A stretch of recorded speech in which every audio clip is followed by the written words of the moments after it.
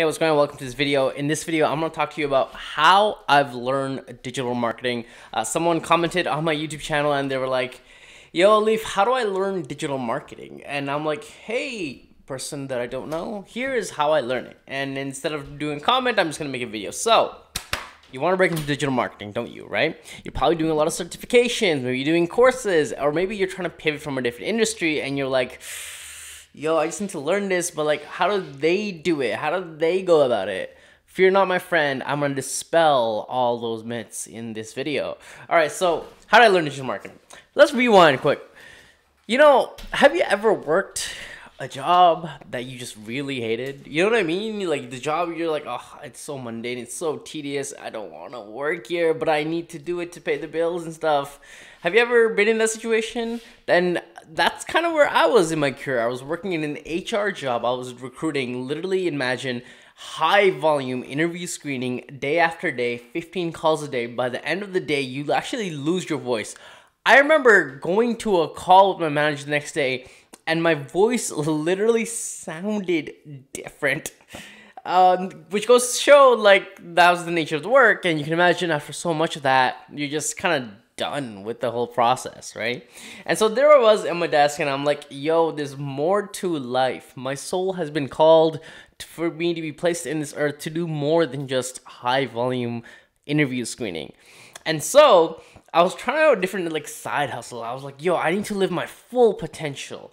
And eventually, because I was working in recruiting, I realized, oh, why don't I just teach people how to do their resume and interview, because I'm literally on the behind the scenes process. I might as well just teach people this stuff. And so I was like, okay, how to start a coaching business. You know, that whole thing, I got into that whole world. And what's funny is the more I started researching about how to start a coaching business, the more marketing I learned. So I remember, learning, the first thing I learned about marketing was copywriting. And that was basically me on Google trying to search like, how to get leads for a coaching business, how to start this, right? How to sell a course. And then going into this type of content, I started realizing the importance of copywriting. And I was like, oh, okay, interesting. So if I write a headline on this landing page to promote my course or my coaching program, how to achieve X without Y in X days, right? How to get a job in 30 days without applying online, whatever, right? I started learning these formulas and I would put them on my landing page because I was trying to get clients for my coaching business on the side. And I was like, whoa, this is really cool. So I can write things in a way that'll just persuade someone? That's insane, right? I felt like a master persuader, the wordsmith god of persuasion. Like I had this evil power to manipulate the masses through the written word, this persuasion king type of thing, right? It sounds so weird right now when I say it, but back then that's what I was actually thinking to myself. So as I kept learning copywriting, I became more obsessed about manipulating the human psychology. It's funny because I feel like I studied psychology back in my degree at York University, and I feel like I learned some psychology stuff, but I learned so much more about psychology now that I work in marketing. It's insane.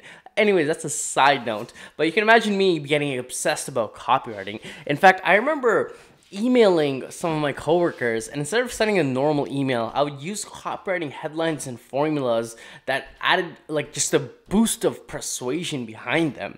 And it was so stupid.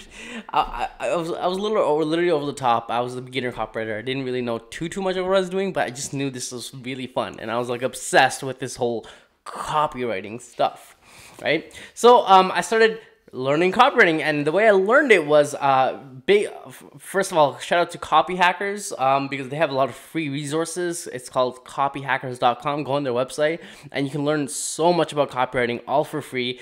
And they had like free ebooks on copywriting, and I would download every single ebook. I would read every single blog.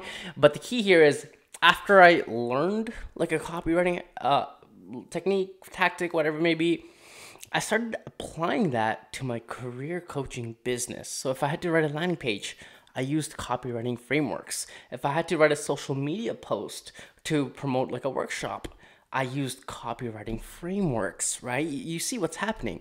I became obsessed with it by chance because I want to quit my 9 to 5. Then I liked it so much. And then I'm like, oh my gosh. And when you learn copywriting, you technically need to learn the other parts of marketing, right? Like how a marketing funnel works. So I had to learn that piece of the pie, right? Because copywriting and marketing funnels are very much similar. And then I learned social media marketing because I had to get people to come to me, but I need to write persuasively, but then I needed a platform that can get me those leads, social media. So I started writing really cool captions. And I remember I would use so much of these like copywriting frameworks on my social media posts to write like emotional stories that make people nearly want to cry, because it was just so much fun. And people would like literally post as a comment on my post being like, yo, that was such an emotionally touching post. I say that because, again, you can notice that it became an obsession, and naturally, because of one thing becomes an obsession, you start learning more and more skills. So when I read these blogs, I downloaded a $20 Udemy course. I ended up spending, holy crap, I remember I spent like $3,000 on a copywriting course, and just to learn copywriting, I still have access to it to this day, and I still use the course to this day, which is interesting. I remember I hired a copywriting coach too at one point because, again, I was just obsessed with this stuff, right? And naturally, through copywriting, I'm gonna learn other digital marketing processes. The next digital marketing skill I learned was email marketing. And I was like, oh, what is this email marketing? And part of funnels is email marketing. So I downloaded like ConvertKit ConvertKit. And I was like, okay, so if I get people on this landing page, I can have them as subscribers, and then I can send them weekly newsletters. Oh, that's cool. So you mean to say I can have my own audience? I can be famous now? Are you kidding me? Yes, I want to do a newsletter. Wait, I have a workshop. If I want to sell my program, I just have to send one email and then I'm selling the program? What is this world? This is fascinating, right? So I dived into email marketing. I read, again, a lot of these were blogs. I didn't even watch videos. It was just reading blogs. Probably because I was reading these blogs during work, and if I had video going on and people can hear when I was it was not a remote job. It was in person because this was before COVID. So if I watched YouTube videos while at work, it'd be pretty obvious what I'm doing. So instead, I read blogs because you can scroll, you know what I mean? You can look kind of busy, and there's no sound, so no one's going to catch on to what you're trying to do, right? So I'd read blogs on this email marketing stuff, and then, after work, I'd start my own email newsletters and email sequences, and I learned about automations, and I was like, oh, this is so fascinating because, again, it just pulls on this like psychology piece of copywriting so much, and I started loving email marketing because I was, just doing it myself. Now, here's the thing I want to share. Oh, I get a lot of DMs about people being like, yo, I'm doing a certification in email, or I'm doing certification in SEO and all this stuff. I'm doing these courses. I just need a job. I need a job. I need a job. For me, I wasn't thinking about I need a job. For me, I was thinking about I need a skill. And I was learning the skill so much because I was practically applying it on my business stuff, right?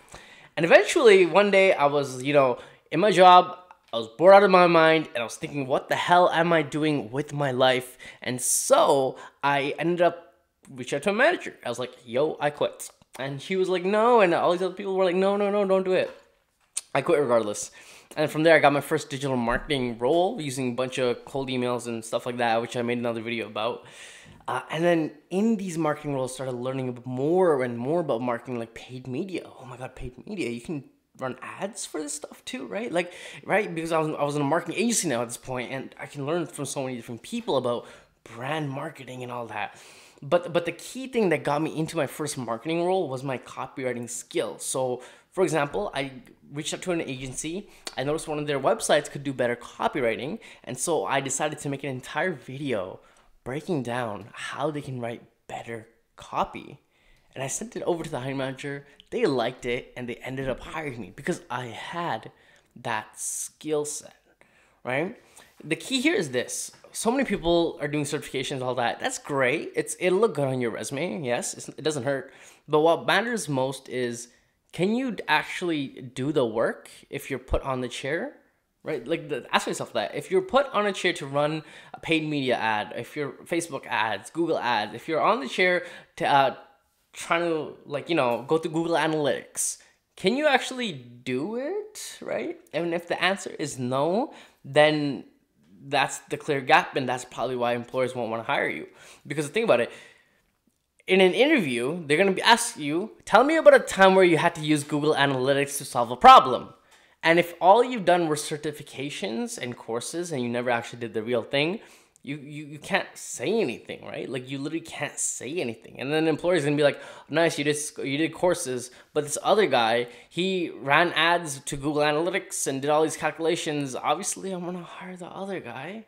You see what I'm trying to say here? So the key here is learn and actually do it.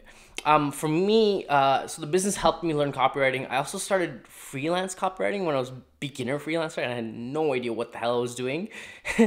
Yeah, you have no idea. I was like trying to make sales calls at like 9 p.m. in an abandoned corridor at a university. Man, those days are so intense. But you know, freelancing and stuff, and then writing copy for free because I just loved it so much. It just honed that skill in for me, and I used that, leveraged that to get into digital marketing. As I progressed throughout my career, I started learning more digital marketing skills, more and more, got more technical. Obviously, things grow as you become more of an expert in what you do. With that being said, I hope this video brought you some value, and I will see you in my next video. Peace, peace, peace.